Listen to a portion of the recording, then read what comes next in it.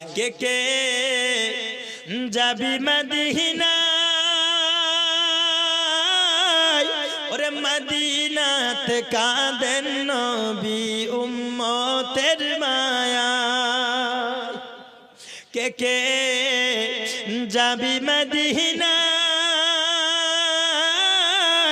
ওরে মদিনাতে কাঁদেন নবী উম্মতের মায়া। দিন রজনী কাঁদেন তিনি, দিন রজনী কাঁদেন তিনি আপন রওজায়। চলো নবীজির জান্নাতে মদিনাতে যাই, চলো নবীজির মদিনাতে যাই। আমরা সবাই মদিনা যেতে চাই কি চাই না? কারা কারা যেতে চাই না হাত তুলুন।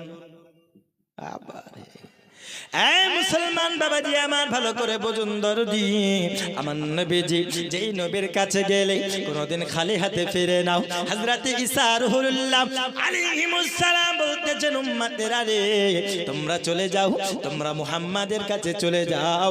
আমার নবী সঙ্গে সঙ্গে আমাদেরকে দেখার পরে বলতেছেন আনা লাহা, এর জন্য আমি রয়েছি। যার কাছে গেলাম সবাই বলল আমি নাই, আমি নাই, আমি পারবো না। তোমরা চলে যাও অমুক নবীর কাছে, তোমরা চলে যাও অন্য নবীর কাছে, কিন্তু এমন একজন ব্যক্তির কাছে আমরা এসেছি যেই নবী তিনি বলেন এর জন্য আমি আছি।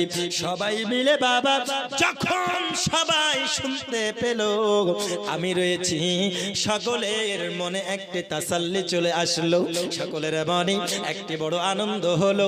কারণ এতক্ষণ পর্যন্ত যার কাছে গিয়েছিলাম সকলেই বলল অন্যজনের কাছে যাও, কিন্তু এমন একজন ব্যক্তির কাছে এসেছি সে কিন্তু বলে আমি তোমাদের জন্য আছি,